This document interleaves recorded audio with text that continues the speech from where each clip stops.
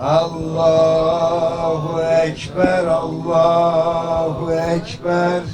La ilahe illallah. Allahu Ekber. Allahu Ekber ve lillahil hamd. Şehit Metin yolumuz. İstanbul'dan Gazze'ye direnişe bin selam. Her yer Filistin, her yer intifada. Nehirden denize özgür Filistin. Ümmetiz, kardeşiz, kazanacağız. Ümmetiz, kardeşiz, kazanacağız. Çağımız buhranda, kurtuluş İslam'da. Katil ABD, Filistin'den defol. Ebu Ubeyde yolumuz. Hepinizin bildiği gibi bundan 47 yıl önce bir cuma namazı çıkışında kahpece kurulan bir pusu neticesinde Türkiye Müslümanlarının yüz akı, göz bebeği, yiğidimiz, Metin Yüksel'imiz şehit edildi. Bizler 47 yıl boyunca her yıl Şubat ayında onun aziz hatırasını burada yad etmek üzere toplandık. Onların adımlarını takip eden ve ömrünü de zamanı ve günü geldiğinde şehadetle taçlandırarak Rabbine geri dönen insanlardan kılsın. Bismillahirrahmanirrahim. ولا تقولوا لمن يقتل في سبيل الله أموات بل أحياء ولكن لا تشعرون ولنبلونكم بشيء من الخوف والجوع ونقص من الأموال والأنفس والثمرات وبشر الصابرين. Molla Sadrettin'in mahdumuydu, doğunun ezilen çocuğuydu. Molla Sadrettin'in mahdumuydu, doğunun ezilen çocuğuydu. Ey mücahit Metin Yüksel, bizlerin önderi siz şehitler. Ey mücahit Metin Yüksel, bizlerin önderi siz şehitler. Metin Yüksel, ölmedin sen, ölmedin sen. Metin Yüksel, ölmedin sen. Bismillahirrahmanirrahim. Allah yolunda öldürülenlere sakın ölü demeyiniz. Bilakis onlar diridirler. Ama siz farkında değilsiniz. Bakara 154. Müminler arasında öyleleri vardır ki Allah'a verdikleri sözde dururlar. Kimileri sözünü yerine getirip o yolda canını vermiştir. Kimileri de şehitlik beklemektedir. Onlar hiç sözlerini değiştirmediler. Ahzab 23. Tarih, hak ile batıl arasındaki mücadeleden, tevhid ile şirk arasındaki savaştan, mazlumlar ile zalimler arasındaki çarpışmadan ibarettir. Rabbimiz bu mücadelelerin tanıklığını yapmak üzere aramızdan şehitler edinmiştir. Şehitler, tevhid ile şirke ayrıştıran mihenk taşlarıdır. Şehit, yalnızca hakka adanmış olmanın adıdır. Şeytan ve şeytanlaşmış güçlerin bizlere kurduğu tuzaklardan ancak şehitlerimizin adımlarını takip ederek kurtulabiliriz. Şehadet bilincini kuşanmak, dünyevi arzu ve heveslere dair ne varsa reddetmektir.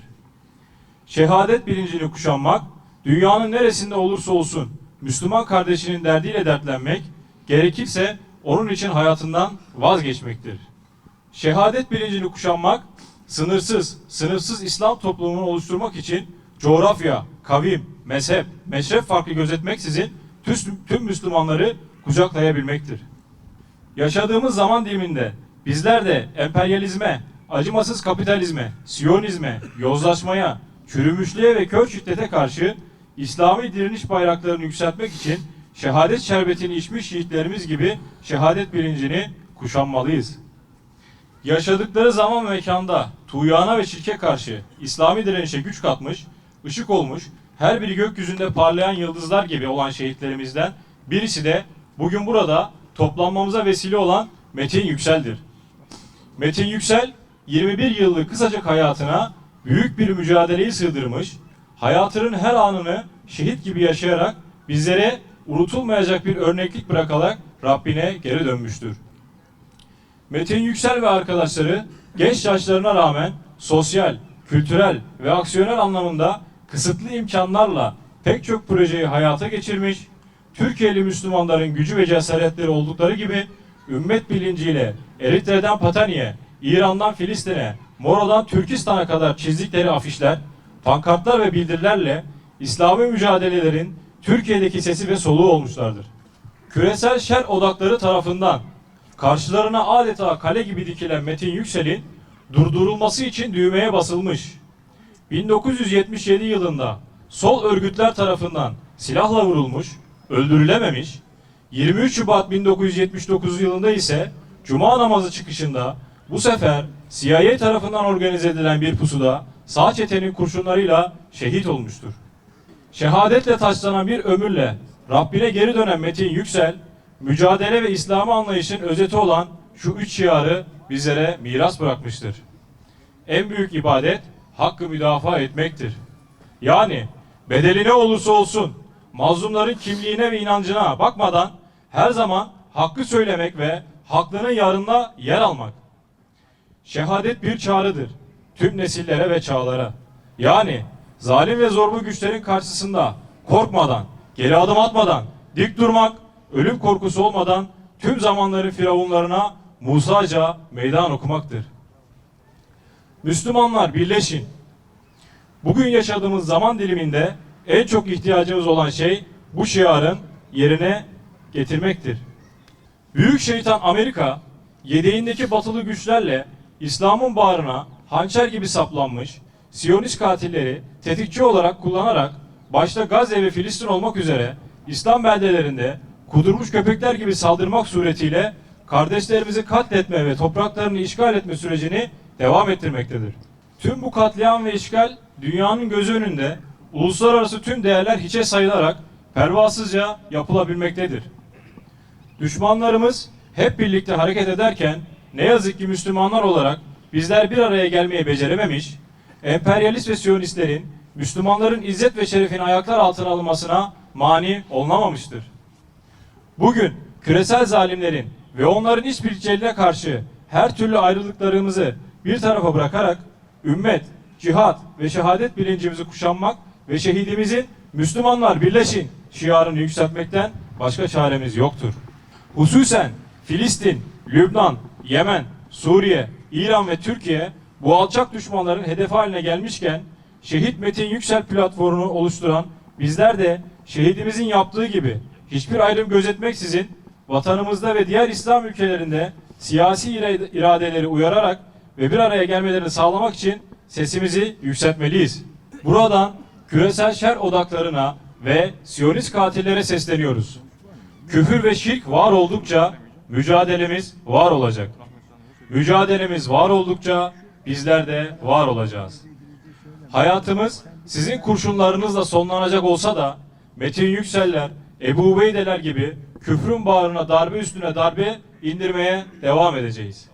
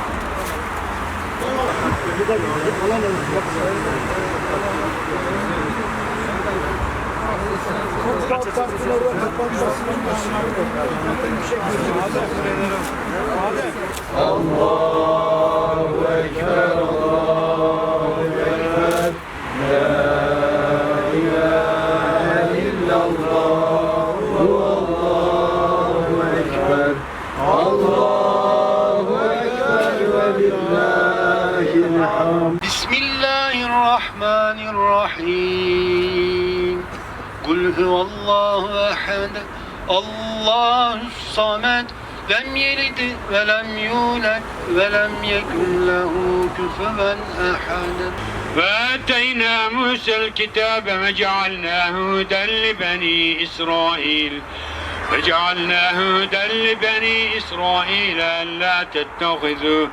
ألا تتخذوا من دوني وكيلا الحمد لله رب العالمين الرحمن الرحيم مالك يوم الدين إياك نعبد وإياك نستعين اهدنا الصراط المستقيم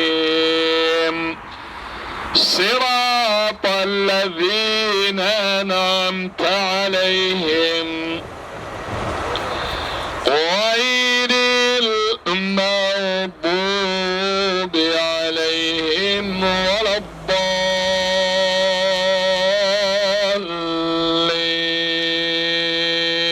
Ya Rabbel Alemin ve ya hayran nasirin, ellerimizi açtık acizane sana iltica ediyoruz.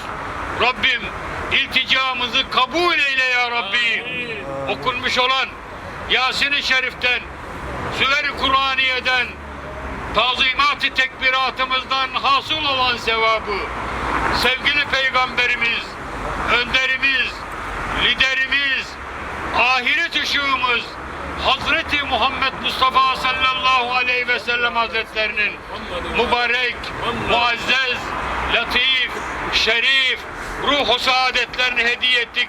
Haberdar eyle ya Rabbi. Hasıl olan sevabı ilk insan ve ilk peygamber olan Hazreti Adem Safiyullah'tan, son peygamber, ahir zaman nebisi, Hatemül Enbiya, Hazreti Muhammed Mustafa sallallahu aleyhi ve sellem Hazretlerine kadar gelmiş ve geçmiş bütün peygamberan-ı izam ve Resul-i Fikam aleyhimussalatu vesselam efendilerimizin ruhlarını hediye ettik. Haberdar eyle ya Rabbi. Hasıl olan sevabı sevgili peygamberimizin, ehli beytinin, âl ve ashabının, tabi'in ve tebe-i tabi'inin, meşâi-i kiramın, müfessirinin, muhaddisinin ve şühedanın ruhlarına hediye ettik. Haberdar eyle ya Rabbi. Amin. Ya Rabbel Alemin, okunmuş olan Yasin-i Şerif'ten, Süver-i Kur'aniye'den, tazimat tekbiratımızdan ve okunan Hatmi Şerif'ten hasıl olan sevabı 40 küsur yıl önce senin davana hizmet ederken, gecesini gündüzüne katarken, Türkiye'nin dört bir yanında gençleri İslami çizgide Kur'an ile motive ederek, İslam ile motive ederek, Allah'ım senin emrin olan cihat ifadesi ve kavramıyla onları yetiştirmeye çalışan ve düzenbazlarla, zalimlerle, kapitalistlerle, komünistlerle, faşistlerle, dinsizlerle mücadele etmeyi kendisine hedef koyan genç kardeşimiz 21 yaşında senin irci'i davetine imtisalen şehit olarak huzuruna gönderdiğimiz öncümüz Metin Yüksel'in ruhuna hediye ettik. Haberdar eyle ya Rabbi. Amin.